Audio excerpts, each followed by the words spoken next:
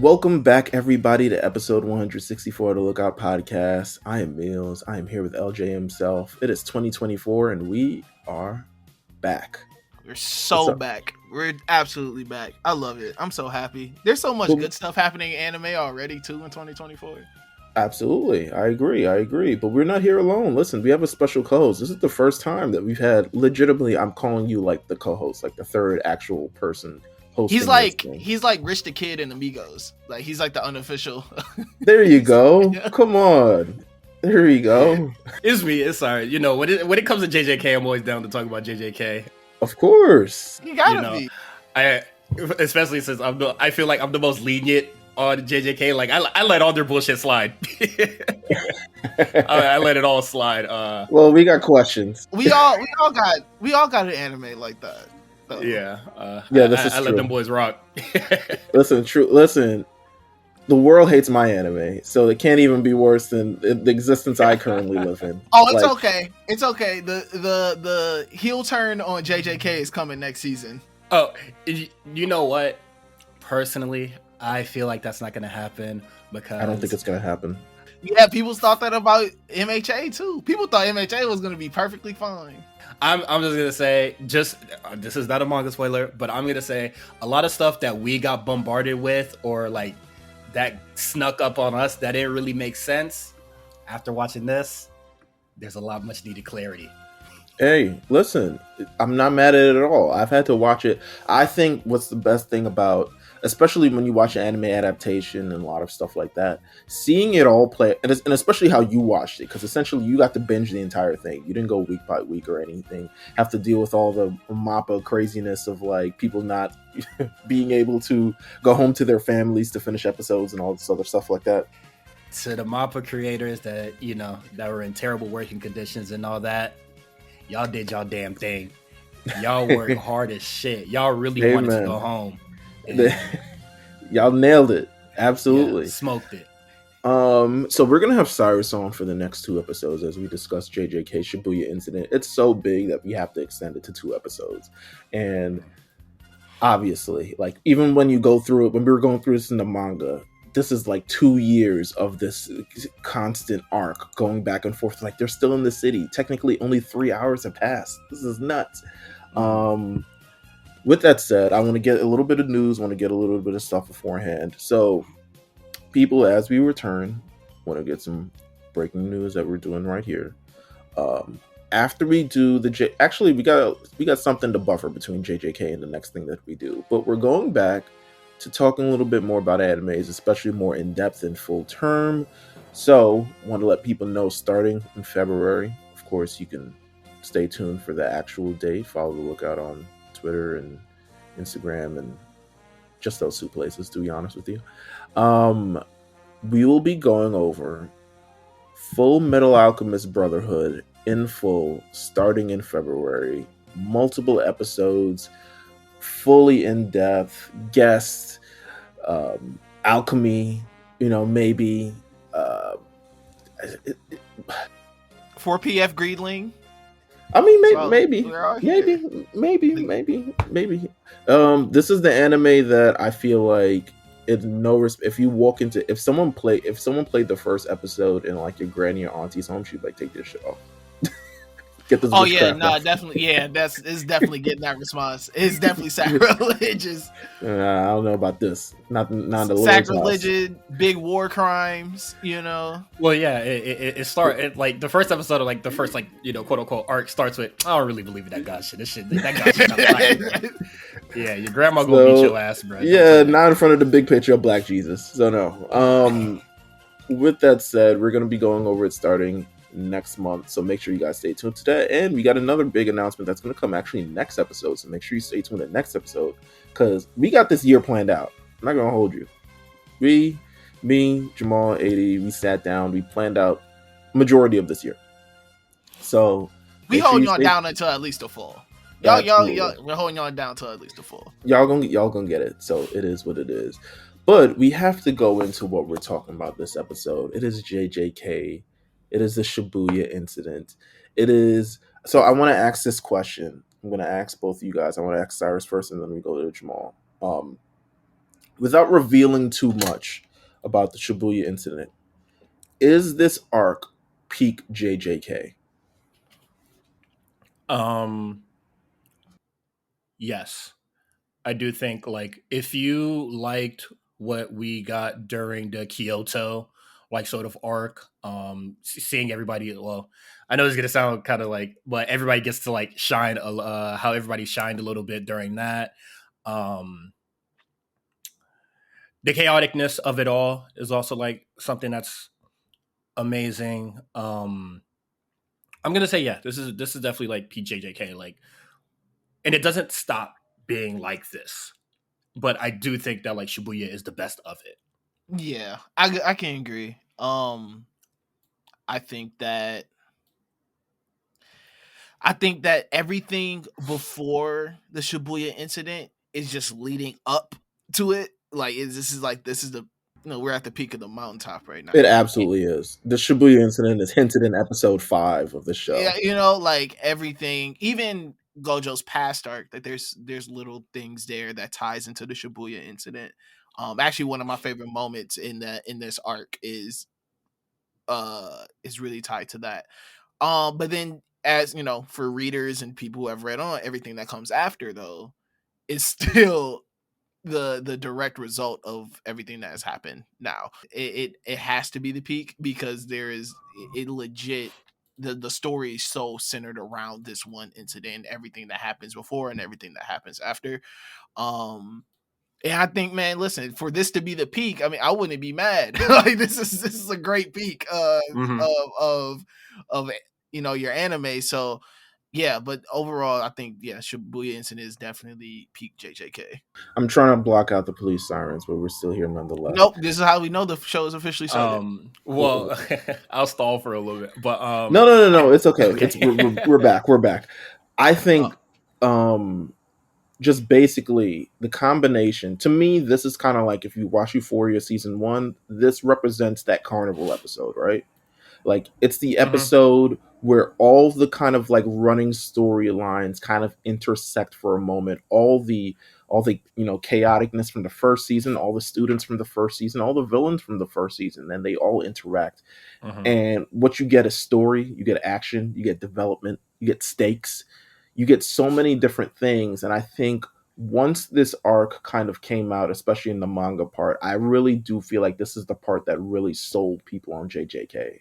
Like this is there's a lot of cool action that happens beforehand, but I still think people are still trying to like tap on like what this show actually was, or what this the story actually is. But once it all came together and made sense here, I think this is kind of like, oh, okay, this is really that lockdown moment. This is really like that defining moment of the series, and everything else is kind of like after is kind of like building towards a resolution. Even with like hidden inventory, this is like years of stuff like being bottled up, and it's finally like pouring out in this moment here. So that's why I feel like hidden inventory is like really important.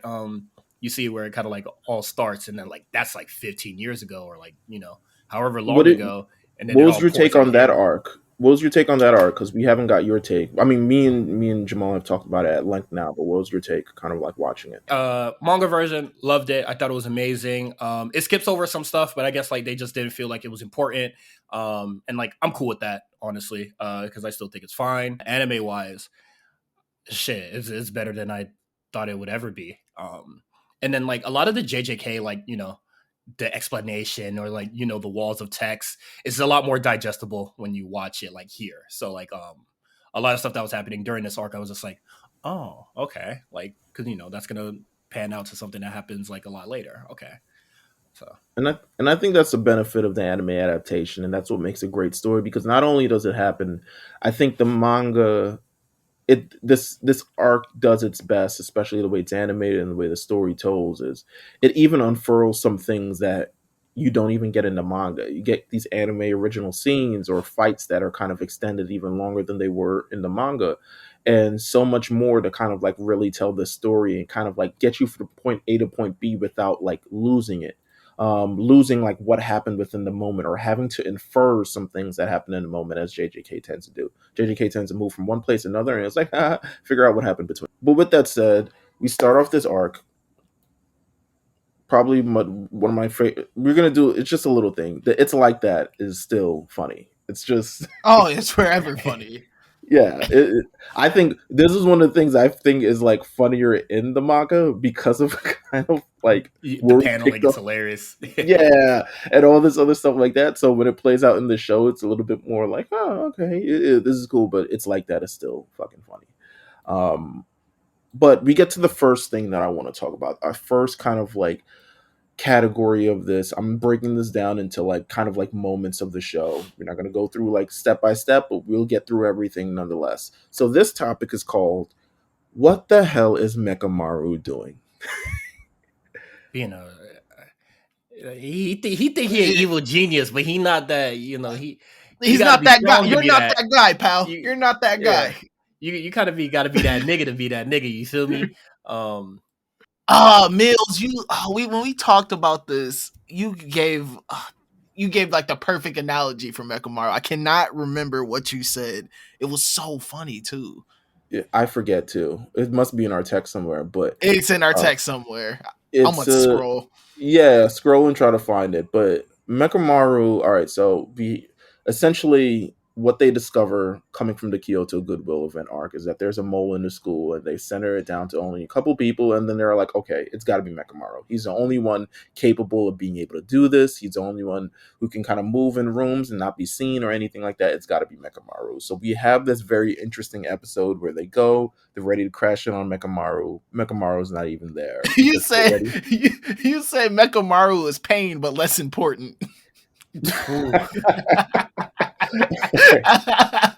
That's funny as hell. That's for show facts.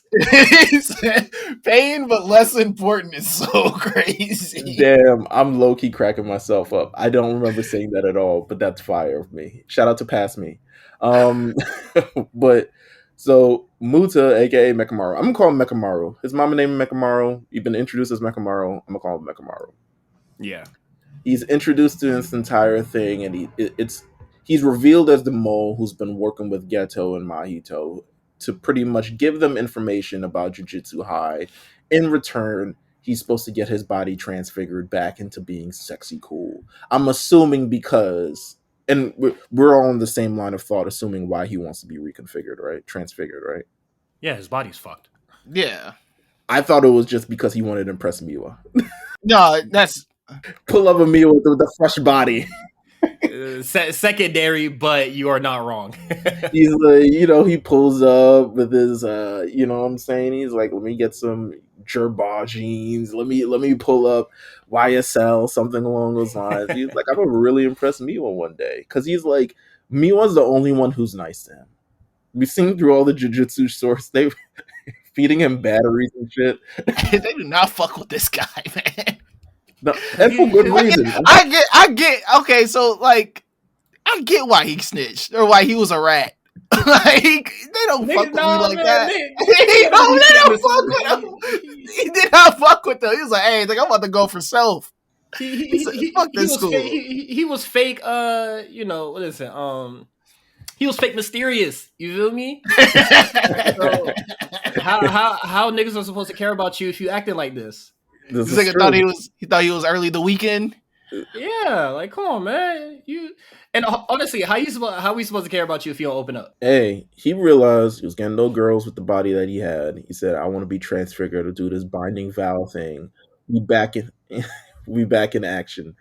But as soon as the binding vow is over, as soon as he gets his body, it's on like Donkey Kong. Like it is, and I'm like, how did no one like? A giant robot busts out of nowhere. How is no one? I mean, granted, Veil, yes, but it looked like it crashed through the building that he was actually in. Yeah. But maybe also, like, when did he have time to just build that? Apparently, he just had his little drones like down there making it. But like, you got to show me the facility where you're making Metal Gear, bruh. Like, you can't just pull that out and then just be like, "Yeah, I've been working on this." Like, and like you said, it wasn't no like that shit was like a Gundam. No, Yeah, what is it? It was a straight up Ava. Like, where are you having the time to do that? What are we doing here? I'm so Ultimate Mechamaru is now born, and he is fighting Mahito in this instance. First of all, every time I think of Shibuya Incident, I forget this happened. So when this fight actually started, I was like, "Oh yeah, this happened." Um, it's a fight It's a that fight. like it that definitely showcases Mechamaru, but I think that's really all that it does. And I mean, we'll get to the point of like, I'm sure we'll have plenty of conversations about Gege and these characters and whether they live or whether they don't.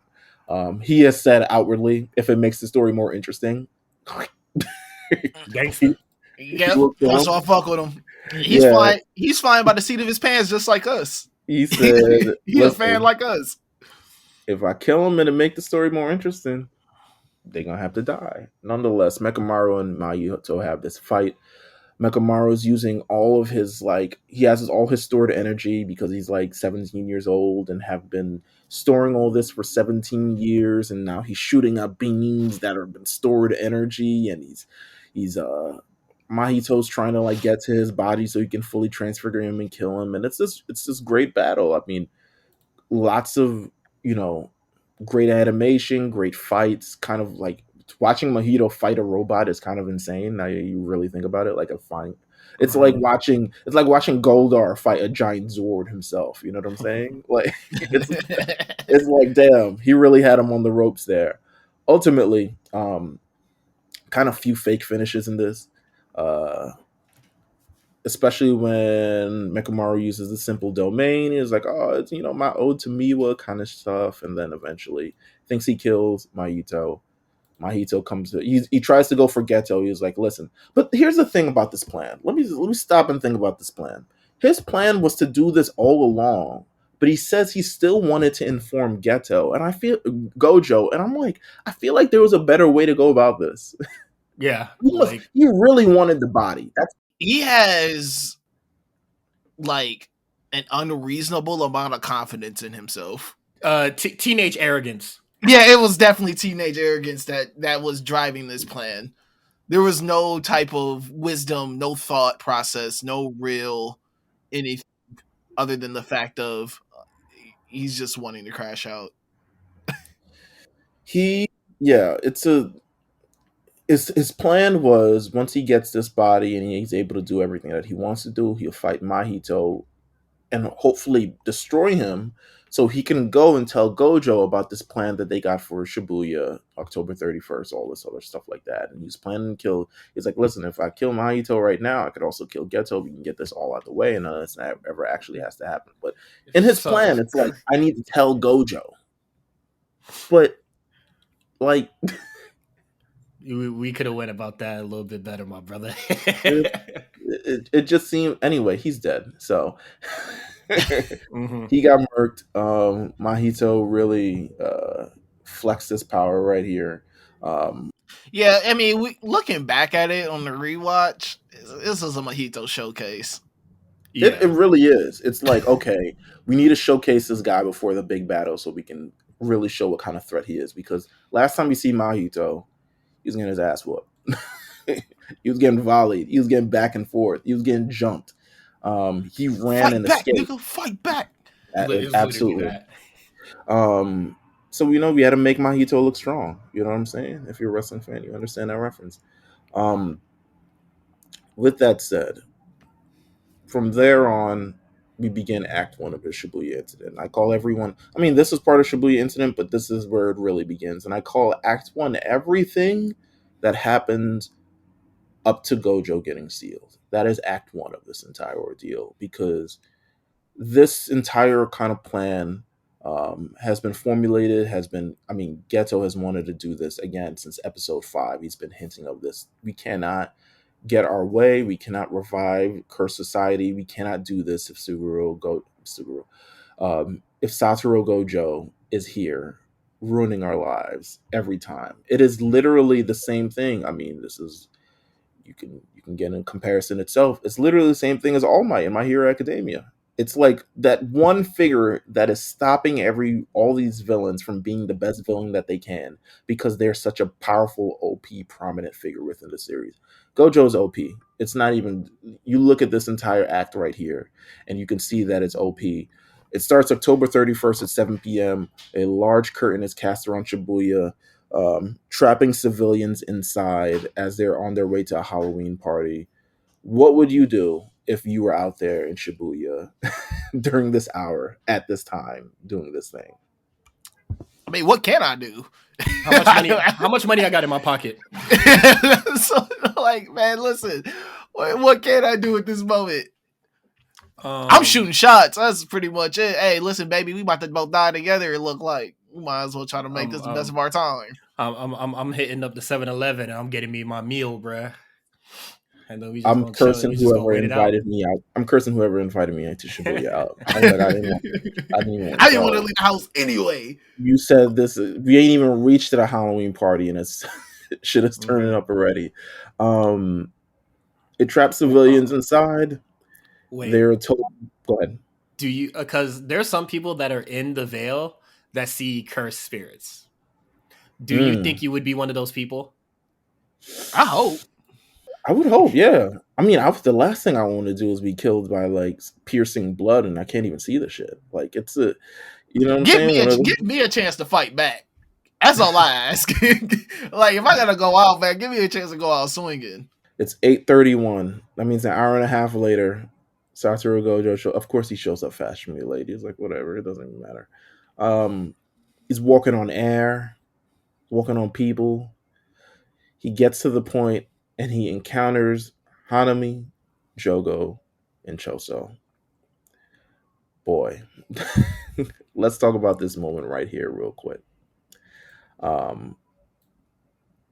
This is a showcase of Gojo as well, but you get I don't know if there's ever. I'm trying to remember how did I feel when I was reading it for the first time, because while the seal thing was mentioned, I also felt like I wasn't really like taking that into account real quick.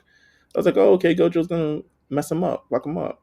And he surely did. I mean, Nanami that's probably the most brutal thing that I've ever seen happen to a being. Shawty was fish paste, bruh. That shit was crazy. He faked him out. Everyone was like, bro, you got to use your what do they call it? Domain amplification. Use your domain amplification, please. This guy is no trouble. Gojo fakes him out.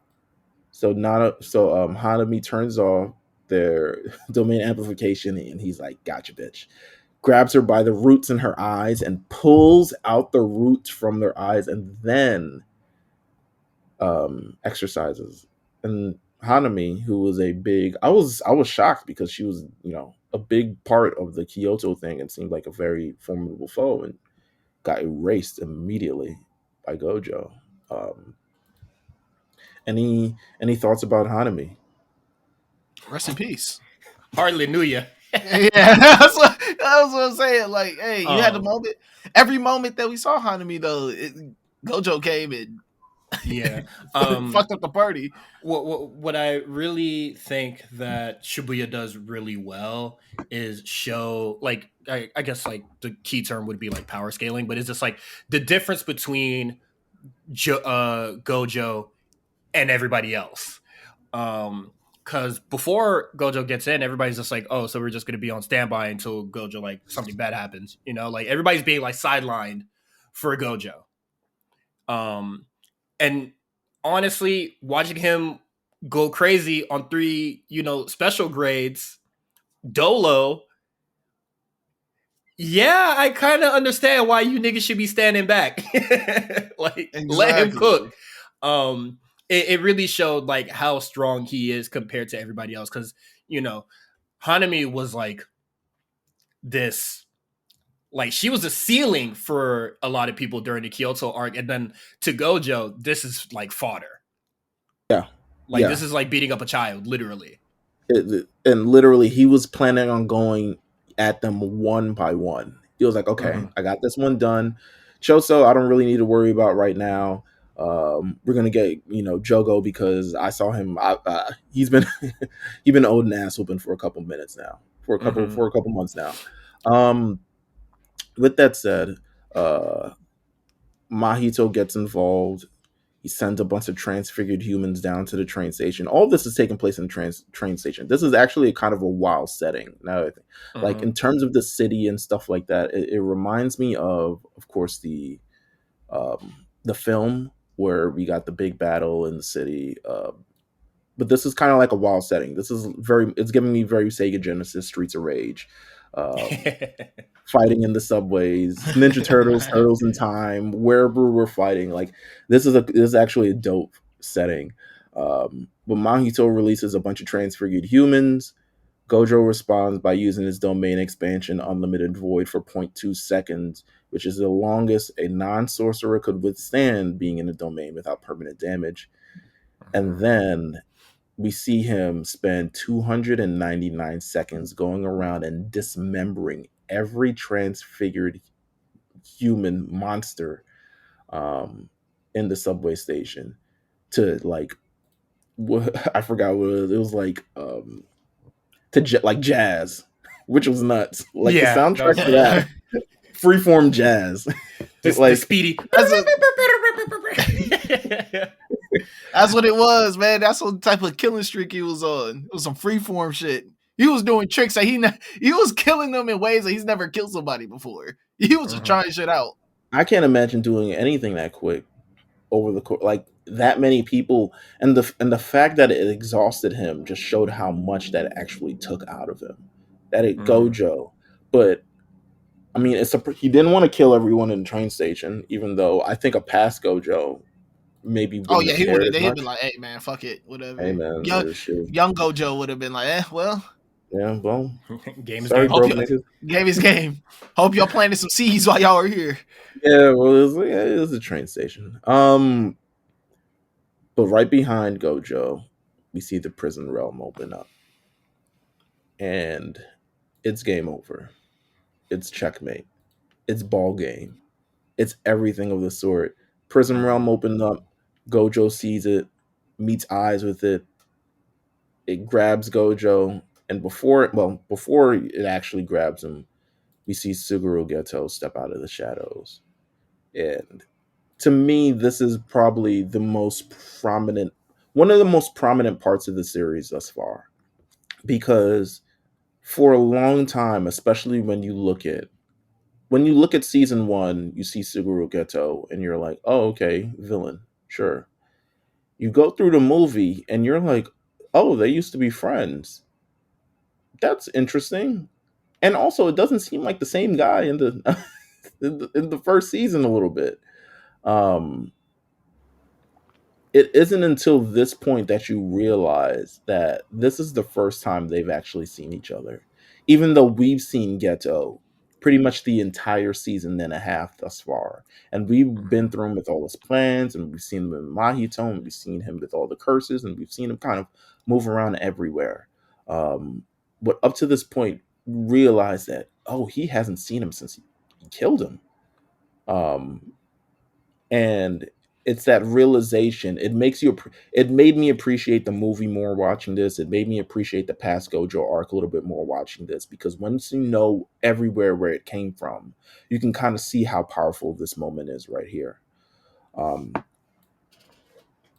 Geto, again, kind of like low-key an iconic scene. Gojo is like, who are you really?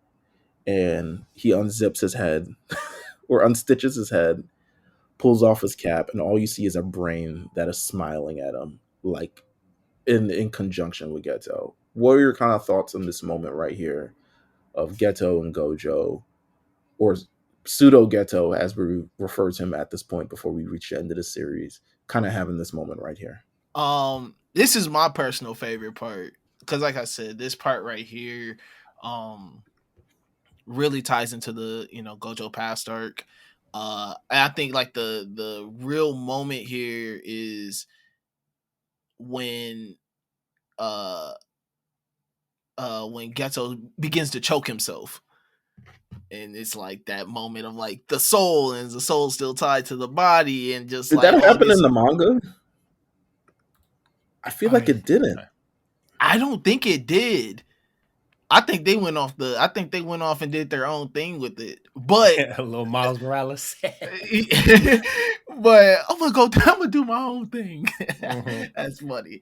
But no, I mean, I think it worked. It worked so fucking well in that moment, and it just, I don't know why, but that moment right there just brought everything like full circle. And I was just like, damn, this is, you know, it's It's just real. such a good, yeah, such a real and good moment. And it's just like, okay, it really shows too that okay, Kenjaku's really the one that is controlling this body, controlling like, but Ghetto's in there somewhere. The real Ghetto's in there somewhere. And I think like the connection of them like seeing each other for the first time, he's like it's in Gojo for being a character that we have seen so far be this like really cool, calm, collected, like he's really relaxed. Even in like his moments of battle and stuff like that, he's really relaxed. He's like, I'm not really sweating this shit right now. Like, I'm gonna kill you regardless, but I'm not have to exert too much energy. And to see him in a moment where he's like, oh, like he's actually losing his cool. Like he actually kind of like you see some real emotion come out of him for a moment. Was just a once again just a highlight of this entire arc. Cyrus, what does this moment mean for the series, kind of like in totality? When I was reading this, Shibuya was already finished, so I didn't really have to go through the 2 years. I was blitzing through it. Um, but when I was looking back at my messages to like all my friends reading this, I was just like, I think this is a really good moment because this force everybody that's on the sidelines, waiting to get their shot or whatever to boss up. I think that Gojo being sealed should have been like probably the last thing that happens in this series. He stunts everybody's growth because if there's something that is extremely like dangerous, they're just gonna send him. Like basically, Gojo's a gun, and niggas get into a fist fight and they just go handle that. They reach it into the backpack. You feel me?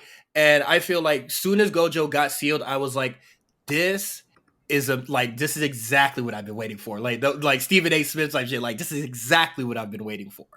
And when like the whole the prison realm thing or like the scene, I thought it was really interesting. But like also I felt like Gojo also has that same feeling where he's just like, oh, okay, I can sit back because I know they can handle it because I know they're gonna boss up and like rise to the occasion. Because his whole sort of like his whole deal since like season one is like I'm gonna train for people to be strong, like even stronger than I. Absolutely, because I feel like he felt like not only just threat society wise, but the overall threat that's looming will always be out there, and he won't always be out there. There are people who are Yeah, going to be targeting him. He's like, I got ops, I got enemies, got a lot of enemies, um, but he realizes at some point he'll be not everyone is safe. Um, yeah, but he'll be taking down as well, and he's really prepping the next generation.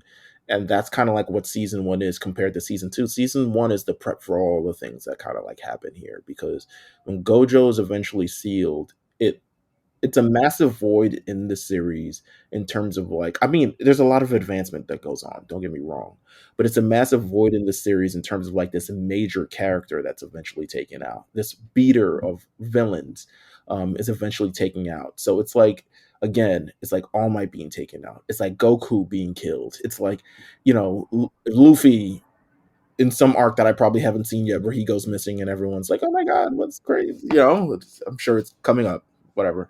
But it's one of those where you take the main character, you take the overall world beater, and you take him out of the show. And this is it's interesting because it also establishes the threat of Ghetto in this moment.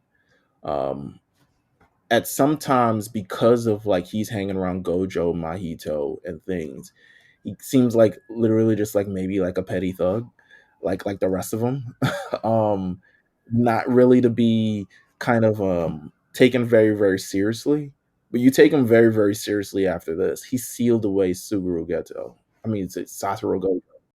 I told you before, like he's the mastermind. He's the one really pulling the strings. Like we haven't even seen him really being a serious battle. I mean, we do see him in this arc a bit, but like he's the one that's behind the scenes pulling all the strings, just seeing everybody fall into his plan. Like we gotta give Geto more of his props of being a true proper villain. I think like lately, a lot of villains have seemed very one note in terms of um they're just looking to be stronger. Like they're kind of like they're just a counterpart of a hero. You know what I'm saying? They're just like, oh, I want to be stronger than you. I just want to do it the bad way, not the good way, like you're doing it.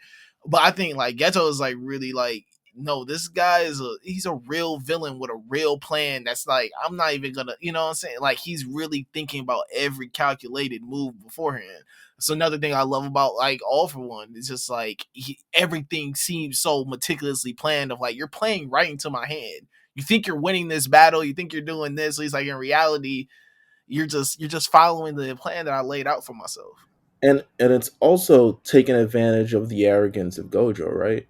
Like in an instance, he's been arrogant this entire series. When you go past to the past Gojo arc, even when he learned, reverse curse technique, and when he learned the infinite void kind of thing, you can see that arrogance, and that played a little bit into Geto's like how he eventually unravels a bit in that final episode. He's like, again, can you do this because you're Gojo, or is you Gojo because you can do this?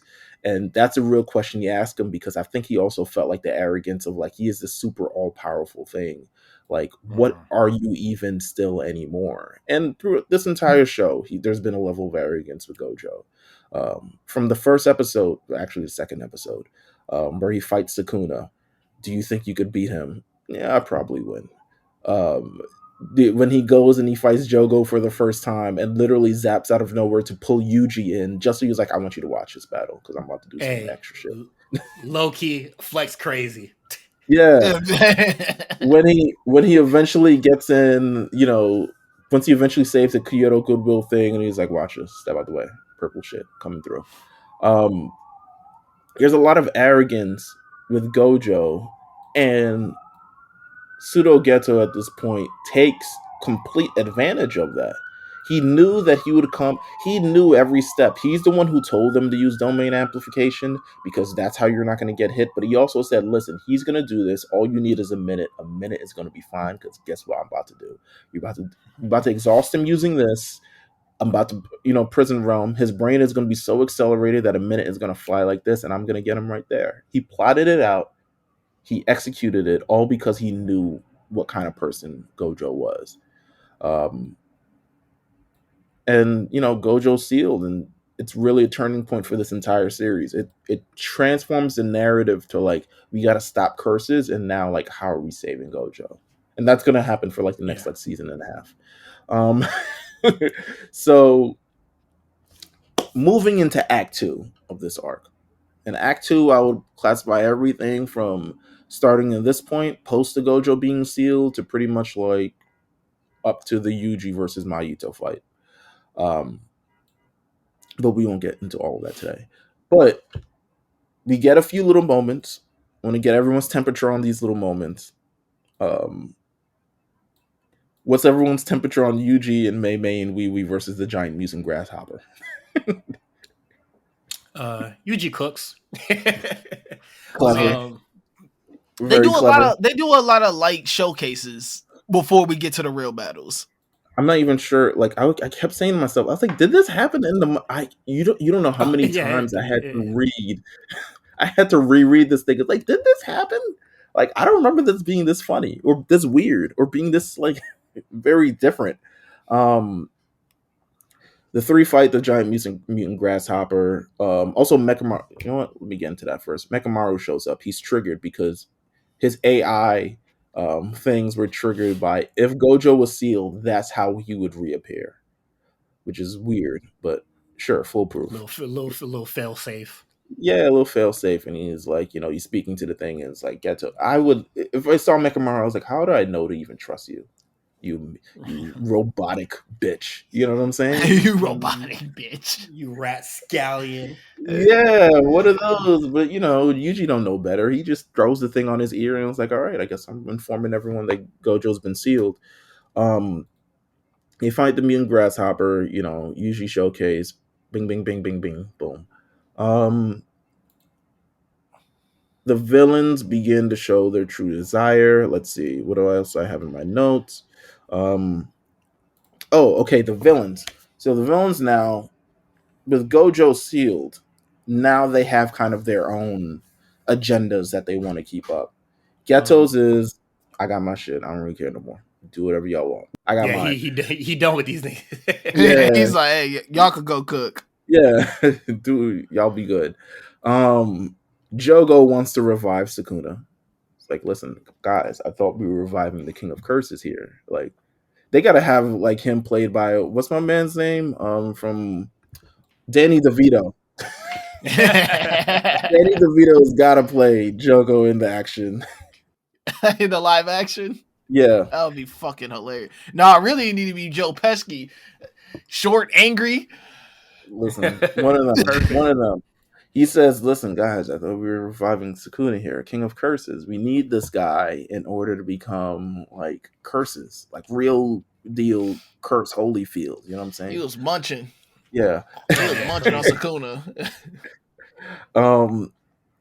Mahito's like, I want to kill Yuji. But, Jogo's like, how are you going to kill Yuji if we're reviving Sukuna here? Like, what are we doing here? And then Choso's like, I also want to kill Yuji. So we get this very, very interesting, very, very, my niece just came in the room. It was so funny. But we get this very, very interesting thing. Eventually they're like, whoever gets him first can do whatever you want with him. And everyone rushes off. Urarame, someone we've never seen, but becomes a thing in this series. Urarame orders Shigemo to start attacking all the assistant managers, which I think is fucked up. They literally have nothing wrong. They're just getting stabbed, all of them. You get a stab, and you get a stab. I was like, bro, they're the only people at this school who gets benefits and all this other stuff like that, and they just they're getting stabbed. Mimiko and Nanako. Let's talk about them for a second, because they have an interaction with Suguru Geto as well. And low key, because this happened, so I didn't even remember. I was like, oh, they're from the fucking movie. Yeah, it's his crew. Yeah. So when I first saw them, and especially in this arc, essentially Geto's like, scram bitches, scram. Yeah, you shouldn't have made a binding vow with this. So now I'm kind of figuring, I'm low key kind of thinking like, were they part of the thing that allowed his body to get taken over? Because there's a little line in there where it's like, next time you make a binding vow, make sure that blah blah blah. No. No, it's the opposite, because they help him in some shape or fashion, and they're just like, okay, give him back, and he was just like, you see, you didn't pinky promise though, stupid. Okay. And then that it's makes like, more sense. Go get lost. So like, yeah, it was really just him taking advantage of their lack of knowledge in, and their love for Geto. Yeah. And then what happened? We're not too sure what happens to his body, but we know in the movie that like Gojo kind of just like leaves his body there. And he just like puts like his ID on him or whatever. But he was supposed to bring them to Shuko, I think that's her name. Sorry, it's the person that was like with them. The doctor, yeah, and who's with them as a child? Yeah, of course. Yeah, they were supposed to link up and then give the body to them, so donate it science or whatever. But he just like let it rot like a normal person. Again, the arrogance of Gojo, and that ends up being his downfall, right? Yuji eventually he gets out of the train station, ascends a building in no time, and literally screams to the top of the heights, "Gojo's been sealed!" Made it hot, bruh. Super hot. Man, screamed it out loud, bro. I was like, whoa, whoa, whoa. Just announcing my man's L to the world. I feel like there could have been like a better, like a code they could have used to be like, okay, move They in. should have had walkie. Like, I don't know. Is Curse Gojo? Is Curse energy not great enough for telepathy or some shit? Or something? Yeah, they should have like a telepathy fucking curse technique. But yeah, right. What is it? They can't like the veil fucks with like communication, so they can't just use standard walkie talkies and shit. Of course. With that said, we see all the teams that have been essentially brought down to the world. We see, but the one that approaches Yuji first is the team of Nanami, Megumi, and Ino. Let's talk about Ino for a second. I want to talk about him for a quick second. Hot second. What is there to say? What is he? This guy is like, what is his affiliation with anything? He a Nami admirer. I was gonna say something else, but his fandom profile says Ino is a grade 2 Jujutsu sorcerer and a close associate of Nanami who operates out of Tokyo Jujutsu High. But also it says like he's 21 years old. So is he like a TA? Like no, he's a grade 1 looking to be a grade. He's a grade 2 looking to be grade 1, and he's in high school. Like Nanami is like who he wants his recommendation from. Like he's literally just a Nanami. I was about to say meat writer, but like, you know, he looks up to him. I don't want to say meat. I don't want to say meat writer because that like I respect Nanami too. Like if I was a Jujutsu, like that's the nigga I'm looking towards to like get my recommendation from. On the lowest of keys, right? This is the only. Why is he dressed like a burglar? He's dressed like he's about to hit a lick. He's dressed like a fucking NPC. He's dressed like a nigga you run over on the street in GTA. He's dressed like nothing. He just got the rolled up beanie. He got a shiesty on. Like, we really like talk about this? Because it's part of his technique. I was like, get the fuck out of here. Or who are you? Yeah, he is so regular, but that's him. He's very regular. Sidebar, this is the only time I'll do any kind of spoilers with this. But the mere fact he shows up later, I was like, this nigga's still alive. I mean, all he did was get punched out. That's my meds. All he really did was get punched out. He's a soul survivor, man. I fuck with him. I'm so confused by this man's presence. I'm just like, okay, cool. Hey, man, I think you should be worried about the niggas that are not there. You feel me? Interesting. We'll talk about that. I have in my notes the rest of this plays out like an RPG. There are various groups that are assembled to break apart and switch up random sort of villains. Essentially, there's a random assortment of people facing random assortment of villains. First, we see Ino against Ogami and her grandson. First of all, Ino's technique, cool. I'll give him that. Yeah, it's a drill. Yeah, it's a drill that uses... he hides his face. It says in the thing, auspicious beast summon is activated when Ino hides his face by covering it with a mask, turning him into a spiritual medium. This also allows Ino to summon and use the abilities of 4 auspicious beasts, Kaichi, Reiki, Kirin, and Ryu. I was like, okay, all right, sure. Yeah, they gave him all that, and then gets punched in the fucking face. Essentially, he's trying to like face him and like, listen, I'm trying to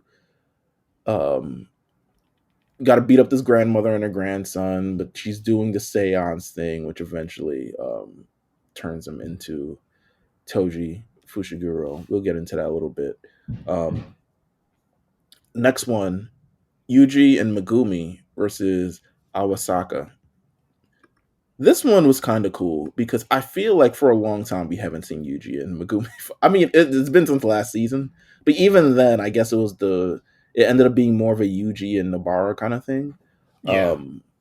But I think their dynamic is just more fun because Yuji and Nobara, they're like, we're guns blazing, like we're going in, we're brother and sister, like they tag team so well. And Megumi's like, he's ready to crash out at any fucking time. Yeah, Like, he that's ready not a to- guy. That's not a guy that you want to tag team with. Yeah, you don't he- want to tag team with the suicidal one. Yeah, he ready to blow up the whole spot, and that nigga's insane. That nigga has issues. Like, I love it. Awasaka's ability is what was it called? Inverse. Very light hits hurt him, but very heavy hits don't hurt him. I was like, what in the kind of My Hero shit is this? Eventually I loved the rabbit escape. I'll just say that. It's not the first time we see this in this arc, and I love it both times. I love that the bunnies are just like he's just holding a bunny.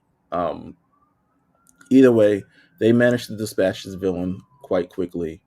Then we get Mei Mei versus Abina, which doesn't go very long. I think she essentially tortures him. What are your thoughts on Wee Wee? Hey man, rephrase that.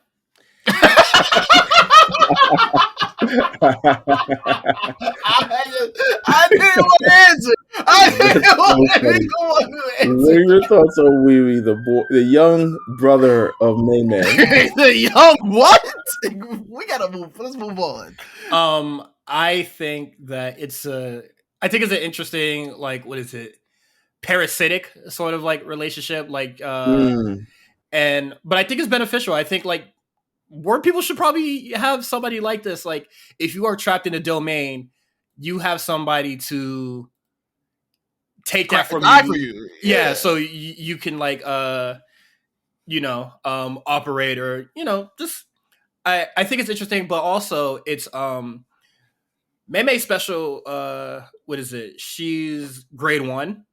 Yeah, I remember in JJK 0 where Maki was just like, cursed spirits travel in packs when they're weaker.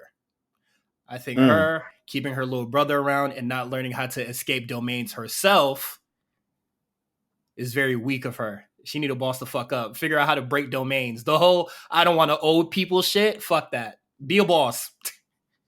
Can I read you what a couple fun facts about him from this Jujutsu Kaisen official handbook? Okay. His hobby is managing his sister's schedule. His favorite food is fried bananas. Yo, fried bananas are really good. Yeah. His least favorite food, none, since he doesn't leave any meal in front of his sister. Cause of stress, being unable to be with his sister. So clearly this guy, of course, loves his sister. Yeah, he's attached very, to a very sibling. much.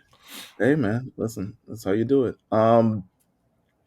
Next one is Nobara Kukusaki and Nanami versus Shigemo. Apparently in the second season they made Nanami sexier or something along those lines. Hey, man, because he always been fine. That is how the internet has reacted. Literally, that one shot of him grabbing Shigemo's hair. Those bitches got problems, actually. Oh man, he was beating his ass, and they were just like, "Ooh, y'all got issues." He was walking around like, we've seen a series that has brought out the horny in women, like JJK has. Yeah, it's kind of insane. I mean, they can have it, but it's kind of nuts. Yeah, I mean, we gotta let them have it. I mean, I've seen what the niggas done said about anything, everything, bro.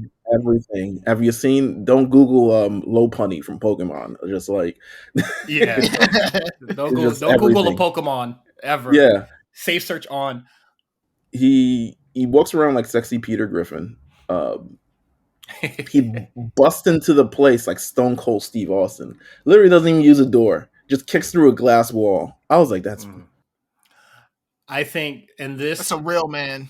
And this is another moment that is like a show of like, kind of like the difference between you and I, because Nobara is struggling against this motherfucker. Yes. When Nami comes out, and then just starts putting the beats on this nigga. All his little passive curse technique shit just does not matter here. And he just starts going hard. That's so fire. It's pretty like a brutal beatdown. Like he's literally putting his foot in asses. He is stomping a hole and walking it dry. And guess what? Manami is very strong. Look what happens when push comes to shove. Hey man, he almost beat Mahito. Almost did. Yeah. I don't know what his domain expansion would be, but let that nigga learn a domain, bro. He could probably go crazy. Hey He man. probably could. I love that he's just like, it's just straight hands. He's like, I'm They're gonna gonna, just beat his domain the expansion Yeah, gonna be he's- like time. he- It's gonna be like yeah, time yeah. and a half or some shit like that. Yeah. What is it? Performance review. Yeah. performance review. Nonetheless, he beats the holy hell out of Shigemo, but they are also interrupted at some point. Mei and Wee encounter Ghetto, who unleashes a special grade disease curse, smallpox deity. Which I was like, that's kind of like, where are you getting these things? Like, what part of history did you find a smallpox deity, where if they're if they she locks her, the deity puts her in the domain immediately, and if he puts her in a coffin, puts a stone on top of the coffin and counts to 3, she gets smallpox and dies. I was like, that's kind of. I was like, all right. I mean, That shit real. yeah. Hey, man, you gotta make up time. You know what I'm saying? Anyway, they again, Wee ends up using his curse, which is teleportation, Mhm. and essentially they use their combination to defeat this smallpox deity. Um, let's get into another major point of this: the Red Scale episode. This is, to me, um, if there was a nomination in whatever anime awards thing for best fight, I think this should be nominated for sure. Absolutely. And I believe this is an anime only one, right? It's I think it's expanded in the anime quite a bit. This happens in the manga, but this is expanded actually quite a bit in this damn anime. Like, you get different settings, you get going through people's head. He's like, "Oh, if I use water on blood," I was like, "What? When this guy understand science?" You know what I'm saying? The choreography is amazing, the animation is amazing, the pacing is amazing, the intensity is amazing. Like, the Red Scale episode, I remember watching it. I mean, to be honest with you, the animation has been great thus far throughout this entire thing. And I'd say probably the episode where all the bunnies was my favorite animated one up to this point. Um, but this one took the cake for just kind of like how they managed to really tell the story of this fight. This one, you don't get a lot of like one-on-one fight that's just like very cerebral. Um, what's his move going to be next? Let me run upstairs and then, let me jump over 2 toilets and kick him through some, like, so many steps within the fight. It kind of actually showed the fighter that he is. Um, it's very, very interesting. I love this episode. Battle goes through a subway, ends in a subway bathroom, as most, she was probably in New York City, same thing. Did Shibuya Incident happen in New York? If it happened There's in a New York, Shibuya. it'd be hell, Shib- bro. it would be. Like, People- imagine like that shit just dropping. People would not be as like, we're standing around waiting for something to happen.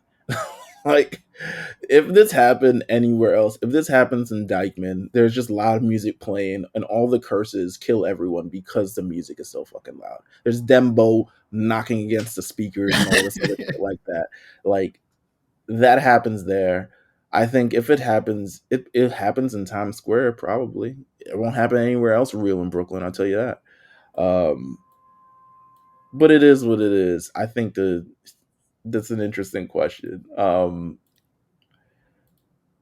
I love the part where Sukuna appeared with the eyes first too. Where Sukuna shows up at the end of the Red Scale episode and is like, pathetic. I can't believe you lost to a guy named Choso. Which is kind of fucked up because I was just like, he did pretty well in the fight. Shit. He's like, you ain't jumping. What the fuck you mean? Yeah. You could have switched any time. But yeah, the artwork for this episode to me is just like it's perfect, you know. And it shows kind of like Mappa at its best. Before we heard about all the worst things, but it shows Mappa at its best. You know what I'm saying? When they really get on point, because they ain't do this for a lot of series. You know the A+ Mappa series, and you know the B tier Mappa series. And I know the A tiers Jujutsu Kaisen, Attack on Titan. There's another Chainsaw Man. All these things that they put their effort in, and then you get like Hell's Paradise and whatever the hell they scribbled. What's the black one with Flying Lotus? That was terrible. We could forget about that. Let's forget that one.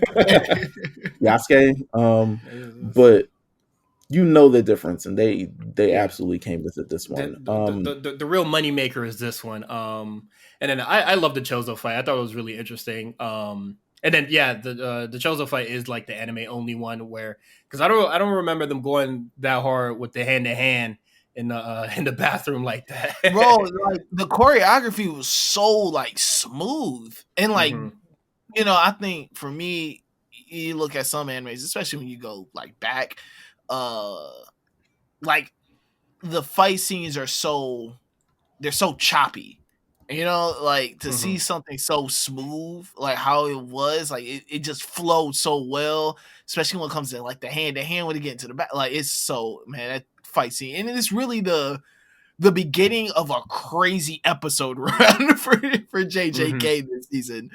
Like from that Chozo fight, from maybe the next 5-6 episodes, it was like damn near every week they're like, okay, no, this is actually the best episode of the season. No, this one's actually the best episode of the season. It was the beginning of a crazy run.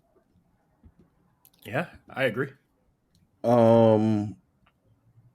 The most interesting part about this ends up being the post, kind of like the post credits of the fight, where Choso is pretty much trying to land a finishing blow on Yuji, but he gets interrupted by a massive memory that doesn't exist.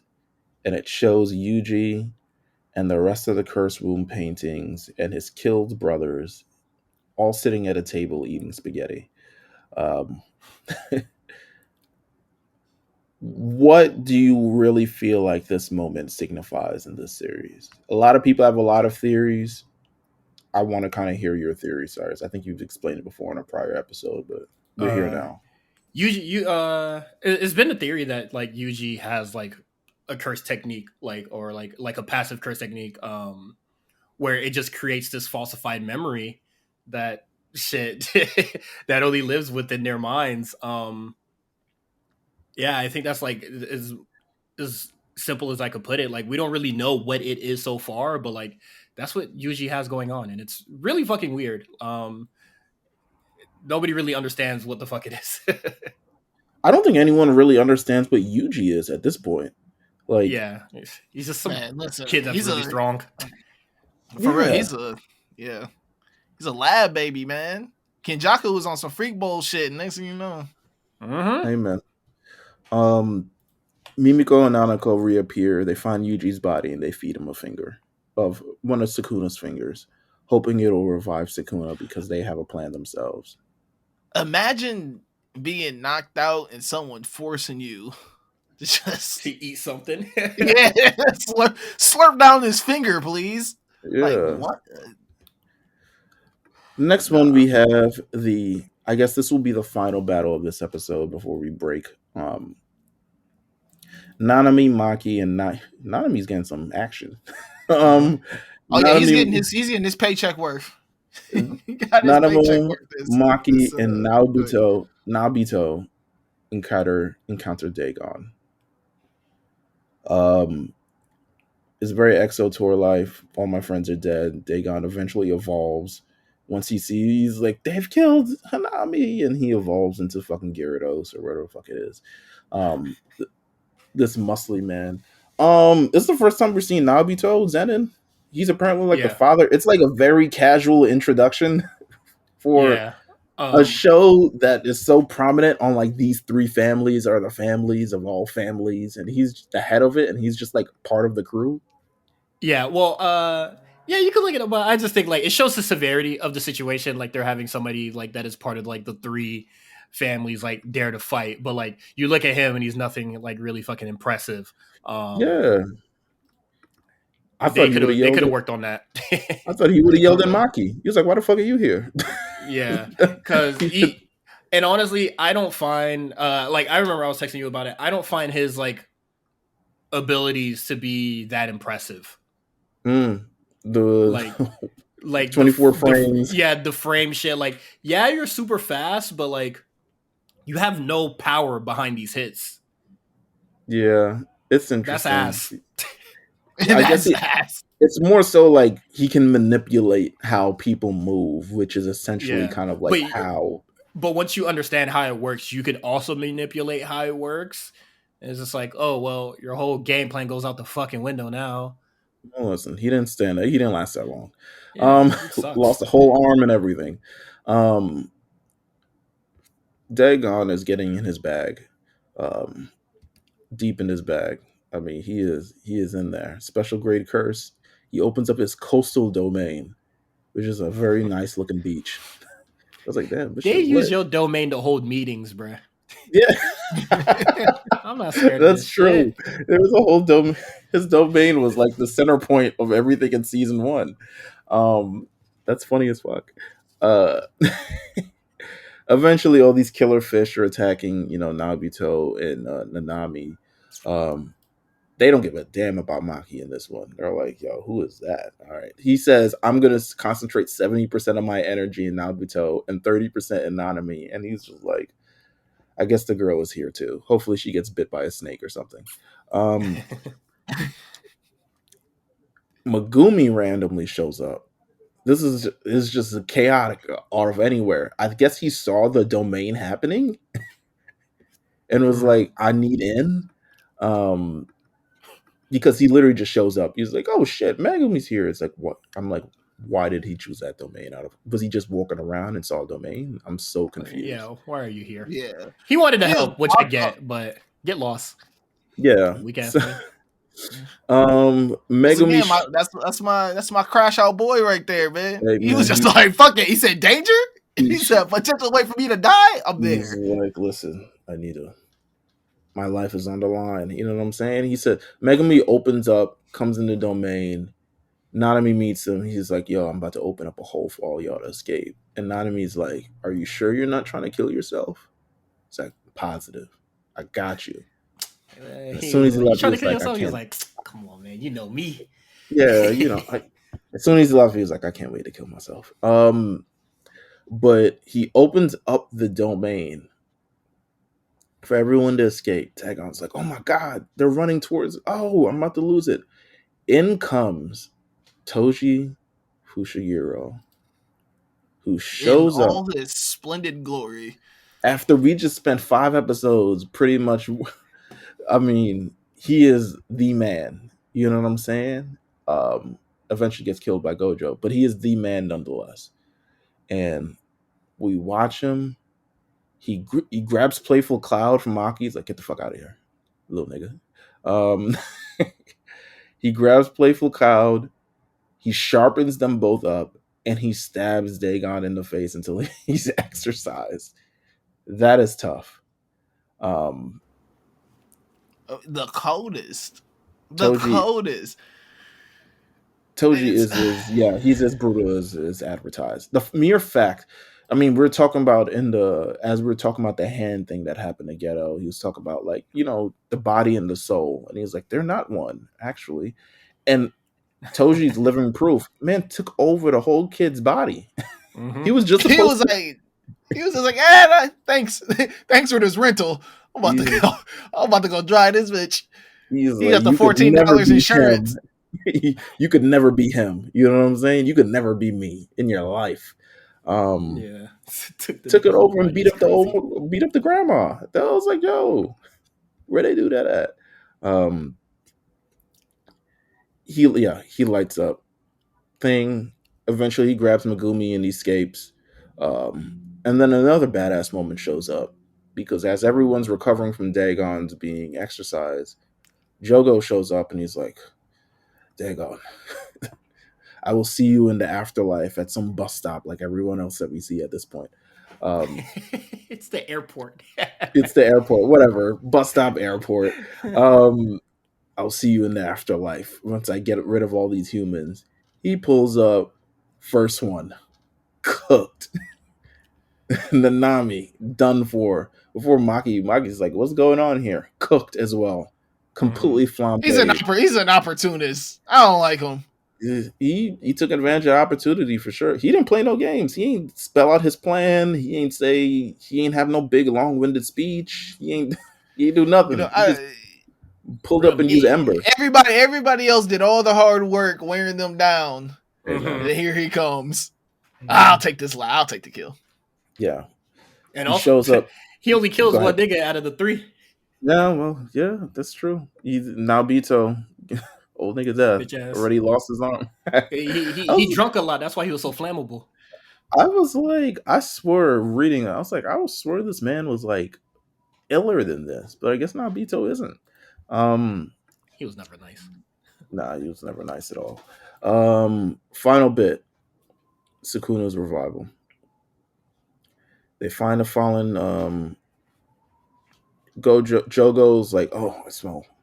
There's fingers being inserted in the mouth. I need to go find that. There's Sukuna's fingers somewhere around here. So he teleports over to Sukuna's fingers somehow, or just walks down the steps. I don't know the actual geography of this damn place anymore. He gets down there. He sees. This is the funniest fucking part, by the way. It's utilizing Yuji in like ways. It's just like, fuck him. We don't need him anymore. But with that said, he finds Mimiko and Namiko feeding him fingers and is like, get away from him, fucking assholes. And he burns them to death, but they use their cell phone thing. What is that technique? I need to look up that technique. They take a picture. Yeah, and then they manipulate the photo. So like, I guess like, take a photo and then just cut your ass in half or some shit, or okay. Shrink you down or some shit. Crap. Put a filter on you. It's a very modern like technique. That's why Sukuna. Cyrus will probably go crazy. You ever seen this nigga's damn photoshops? I don't know what this nigga to have that fucking technique. Cyrus done. I'm gonna put the niggas next to the XXXTension shit.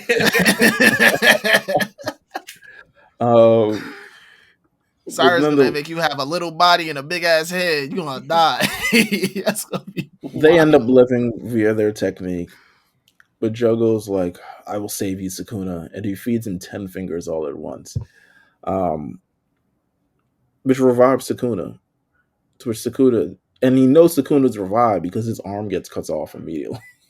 He's like, oh shit, I guess Sukuna's back. He takes a step back. Sukuna tells everyone, take a knee. Mm-hmm.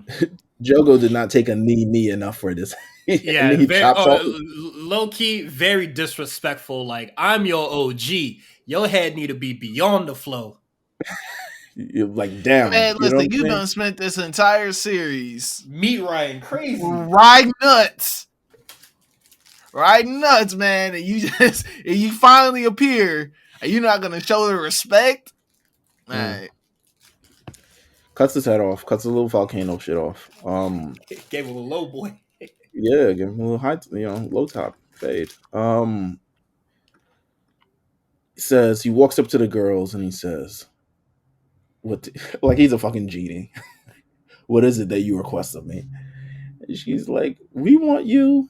We know where another finger is, and we'll give you that finger if you kill Suguru Geto. And he's like, bring your heads up, ladies. And immediately chops one of them in half and says essentially like, don't you ever think that you could bribe me with a fucking finger. Yeah, or me to do anything, essentially. You could never bribe me to do anything. And the other girl is like, let me pull out my cell phone real quick, and she gets turned into cubed steak. You know what I'm saying? She gets turned into all types of pieces, a whole jigsaw puzzle at this point. And then he turns over to Turns over to Jogo and he's like, "Yo, Jogo, what do you want? What wish can I grant you? How can I murder you in a million ways?" And Jogo's like, "Listen, I don't want nothing from you. I just want curses to rule the world." And there's Sakuda's like, if you can lay a hand on me, I will do anything that you want. I'll be your subordinate. I'll do anything that you want. So now I end this with a question: is Sakuna a Saiyan? You gotta be. He loves fighting, bro. Yeah. I love it. I love it. He He ready. I think that's why he fucks with Megumi so much. He fucks with a nigga that's ready to crash out. He's like, you know what? He's the same way. He got the same mentality of just like, are we gonna fight about it or not? I do like how he goes about this, just like his ideology about like, oh, is that all you want? That's kind of fucking lame. Right. He gets ready to get active. Listen, he showed up and absolutely is like, listen, every time he's shown up, he's fought someone. That's just is what it is. He showed up in the second episode. He fought Gojo and was like, "Listen, let me test my strength. I'm gonna get him back in a million episodes. I promise you." He shows up. He fights Megumi. Sees the potential in him. Is like, "I like this guy. I'm gonna keep. I got an eye on this one." Now he shows up and he wants to fight Gojo because he also feels like he has potential. Mind you, Gojo's like a million years old. He's one of the curses who looks old, which is nuts. But with that said, we'll get to the battle in itself because the battle is quite a spectacle in itself. We'll get into the next episode.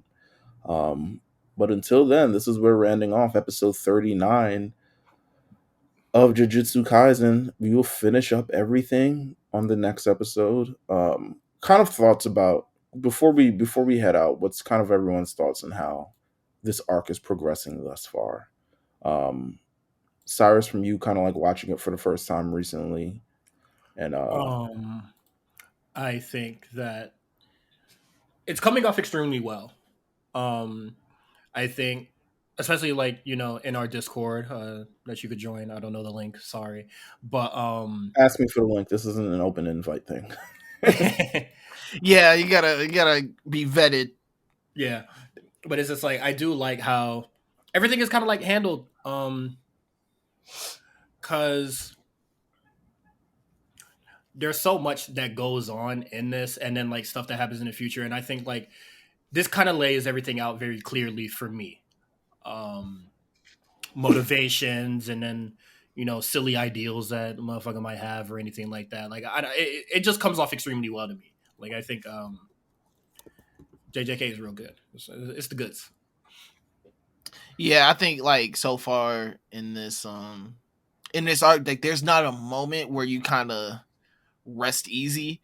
It out the gate, it just keeps you super engaged, and I think for an arc that has as high as the stakes as it does, that is something that you want from it. And it's doing it in a way where I think that sometimes when things are moving so fast paced that the story gets left out. But this is not the case for this one. Is like somehow, some way, they are able to stay at the pace that they're at, but still tie in so much storytelling and, like you said, character development, and like you see so many characters go above their own limits, or even to see them get challenged in a way where you're like, wow, I haven't seen them have to struggle that much. So in this moment, you're like I said, the way that the story is able to progress in high stake moments is amazing to me. Yeah, both of you guys are right spot on this. There's a lot of things going on in the Shibuya Incident. It's a very long arc. It went on for a minute in the manga, and for them to be able to adapt this and still kind of make it very cohesive, give it clear, expand some moments where you feel like characters needed that extra moment or that extra few minutes of a fight to kind of like either showcase the fight or showcase an ability about the character themselves or showcase anything about them until you get more invested within it. Has been great thus far. I think everything past this we're going to get into mostly just fights and stuff, but it lends to a lot of development of these actual characters themselves, and it's taking out this arc will be especially this part of the arc, will probably be most known for the sealing of Gojo, but it's also so many different characters get their moment, get their shine, and go through a lot of turmoil to come out the other side, hopefully stronger. So that's kind of it for this arc for right now. We will be back next episode. We're going to finish up. I think it's like episode 40 through 48. I forget how many episodes there are now. 47 maybe. We're going to talk about the remaining episodes of this, which includes the fight between Yuji and Mayuto, which includes the grand conclusion for this, which includes fucking Sukuna versus Jogo, which is nuts in itself. So many things coming up. Thank you guys for tuning in. Of course, you can follow us at the Lookout RNC. You can follow us on the Lookout on RNC Radio. You can listen to Cyrus here next week, and also you can listen to him on the War Report on the A Show Network. Make sure you stay tuned to that if you're a fan of NXT and AEW. And yeah, we got more coming up. Any final words from you guys? Just stay tuned. Like I said, next week we got some other big announcements. We're excited for the things that we got planned for this year. I mean, shoot, after this, we got one more little special bonus episode before we get into my personal favorite anime of all time. So yeah, keep your eyes on the lookout. Anything from you, Cyrus? You got the floor. I can't wait to talk about manga spoilers. Manga spoilers will be there next week, guys. If you're a fan of the manga spoilers, it'll definitely be a bonus episode next week. So stay tuned. Yeah, that's what I'm looking forward towards. Of course. All right. Thank you guys for tuning in. We'll see you guys next week. Take care.